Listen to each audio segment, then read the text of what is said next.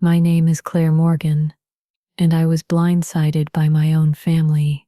They stole my inheritance, money and property my parents wanted me to have, thinking I'd just walk away quietly.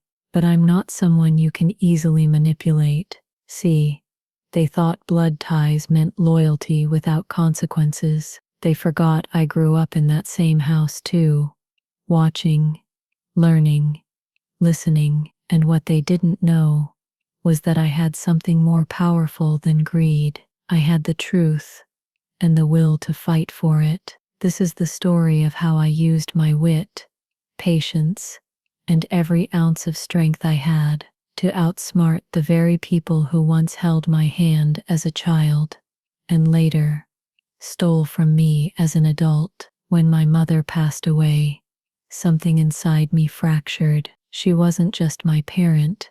She was the last piece of stability in my world. My father had died a decade earlier, and though I still had extended family, cousins, an aunt, even my brother, it never felt the same without her. She had been the glue, the heart of everything. Without her, the silence was deafening. There was no one left to call just to feel better.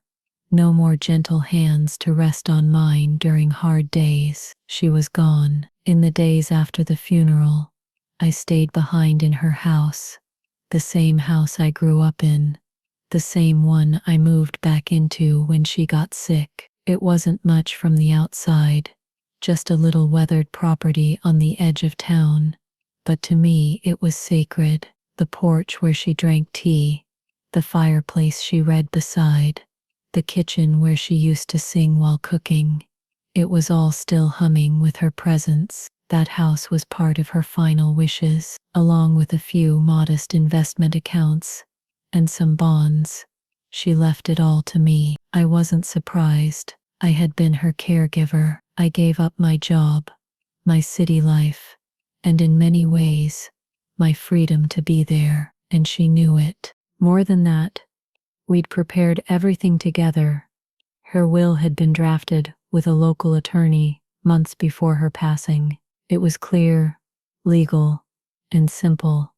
I was the sole heir. I even remember her words when she signed it. You stayed, so now this stays with you. But less than a week later, my world crumbled again. My cousin Janine came forward, someone who hadn't shown her face in over a year, and presented a new will, one that listed her as the beneficiary of everything. She claimed my mother had changed her mind, that she wanted to reward the family members who had always supported her. It was like watching someone tear up the final page of a book you'd lived your whole life to write. I was stunned, betrayed, but what crushed me even more was how quickly the rest of the family took Janine's side. My aunt, my uncle, even my own brother said I was being dramatic, that I was too emotional to understand what Mom really wanted. They said the paperwork I had was outdated, that I was making a mess in the middle of grief. They gaslit me until I nearly believed them. I began to doubt my memory, my role in Mom's life, even my sanity. But one thing kept me grounded, the promise I made to my mother, to protect her final wishes. Something inside me clicked, a quiet fury. This wasn't just about the house or the money. This was about truth, about loyalty. And I knew I wasn't crazy. I had the real will, and I was going to prove it. Grief makes you tired. It makes you hollow, like you're watching the world from behind a thick sheet of glass. But betrayal wakes you up. It sharpens you. And after the shock of Janine's stunt wore off, I wasn't sad anymore. I was clear. They thought I'd roll over, that I'd crumble under the weight of my grief, but they underestimated me. I was raised by a woman who taught me how to stand tall with quiet strength. My mother didn't raise a coward. She raised a fighter. So I decided right then I was going to take back what was mine. Not just for me, but for her. My first step was to find the original will, the real one. I had a digital copy stored in my email from when we first drafted it with Mom's attorney, But I knew that wouldn't be enough. I needed the physical document, the signed, notarized copy with her unmistakable handwriting. I searched every drawer, every storage bin, every box in that house. For hours, I tore through closets and file cabinets until finally, there it was, a manila envelope tucked behind some old medical papers, labeled in her handwriting, Emma's final wishes. I sat on the floor and opened it like it held the answer to everything, and it did. There it was, her signature, her words, to my child, the one who stayed with me when I was sick. I leave everything I have left in this world. I cried, but only for a moment. Then I stood up. Next, I called the attorney who helped us write the will. He still remembered us, me and my mom, sitting in his office, her hands trembling, but her voice firm. He confirmed it was the only will she ever signed with him. No changes, no revisions, no Janine. I started compiling everything: email threads, call logs, text messages. I reviewed every property record I could pull, checking for any unauthorized transfers or claims. Then I went further.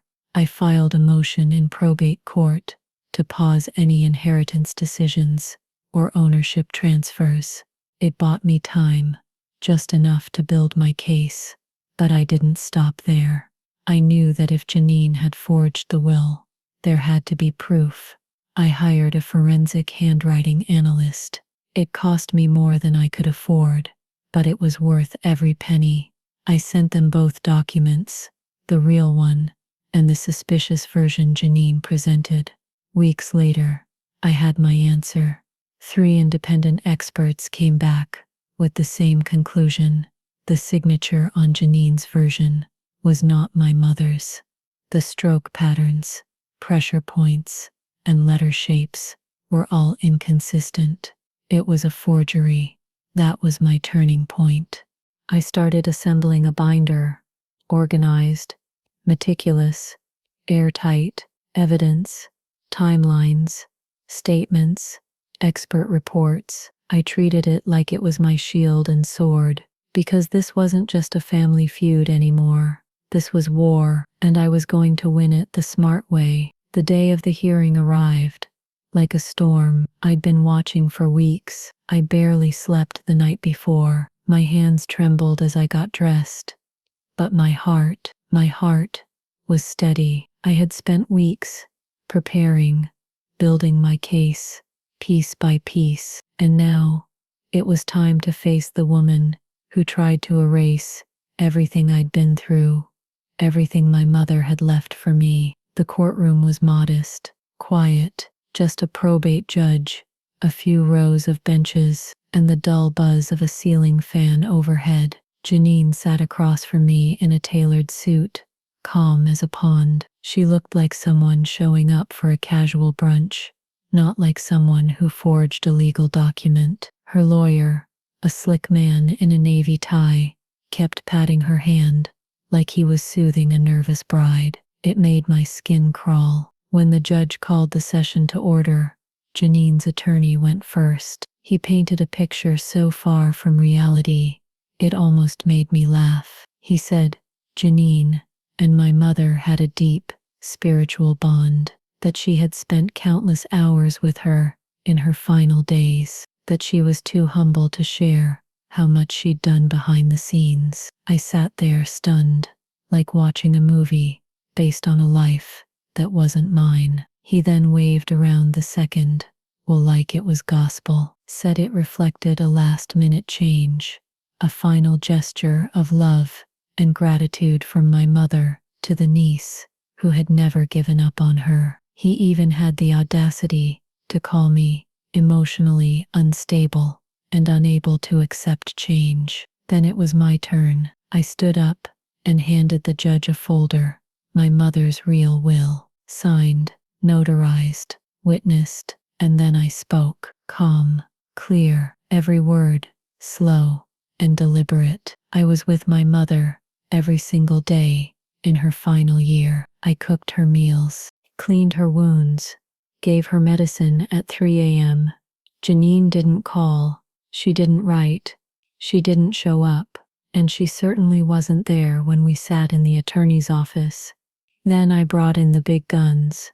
I introduced the Zoom testimony from our lawyer, who confirmed the will Janine had brought was never prepared or filed through his office. Then I submitted the reports from 3 separate handwriting experts, all of whom agreed the second will was a forgery. And finally, I revealed the timeline mistake. Janine's version referenced an online savings account, but my mother never once used online banking. I had bank statements and phone records to prove it. Janine's face cracked. Her cool exterior slipped. When the judge asked where she found the will, she hesitated. In a drawer, she mumbled. I calmly looked at the judge. I lived in that house. I emptied every drawer. That document never existed. Silence followed. That was the moment everything shifted, and for the first time in months, I felt power return to my voice. The silence in the courtroom after my last statement was louder than any argument. Janine's eyes darted. Her hands fidgeted with the sleeves of her blazer, and her mouth pressed into a hard, thin line. The judge flipped through the documents I had submitted, page after page of timestamps, expert reports, legal confirmations, and then looked up with an expression I'll never forget. It wasn't angry, it wasn't sympathetic, it was resolute. This court finds the original will, dated and notarized, to be valid and binding. The judge said, the alternate document submitted by the respondent is hereby deemed fraudulent and inadmissible. Just like that, it was over. The weight that had pressed on my chest for weeks finally lifted. The inheritance, my mother's home, the modest savings, the small investment account, was restored to me, legally, officially, rightfully. The house I had grown up in, cared for my mother in, cried in, celebrated in. It was mine again. But the win wasn't just about property. Janine was ordered to pay for my legal costs. Her actions were entered into the court record as fraudulent. There was no jail sentence. Probate court rarely deals in that. But her reputation in the family, and even in the local community, was stained. For someone who cared so much about appearances, that was a sentence all its own. I walked out of the courtroom that day, not with arrogance or revenge in my heart, but with relief and something else, dignity. I had stood up against the people who should have supported me, and I didn't back down, not even when they lied, manipulated, and tried to gaslight me into silence. In the days that followed, I returned to the house, my house. I walked through every room slowly, like I was rediscovering something sacred. I touched the worn kitchen counters, opened the curtains to let the sunlight back in, and sat in the old recliner my mother loved. I cried, but they weren't the same tears from before. These were tears of closure, of justice, of reclaiming a legacy that was almost stolen. It took time, but I renovated the house little by little, not to erase the past, but to preserve it. Every improvement I made felt like a tribute to her, my mother, the woman who raised me to fight with grace and to protect what's right, no matter who tries to take it. As for the rest of the family, they went quiet. Some sent half-hearted apologies.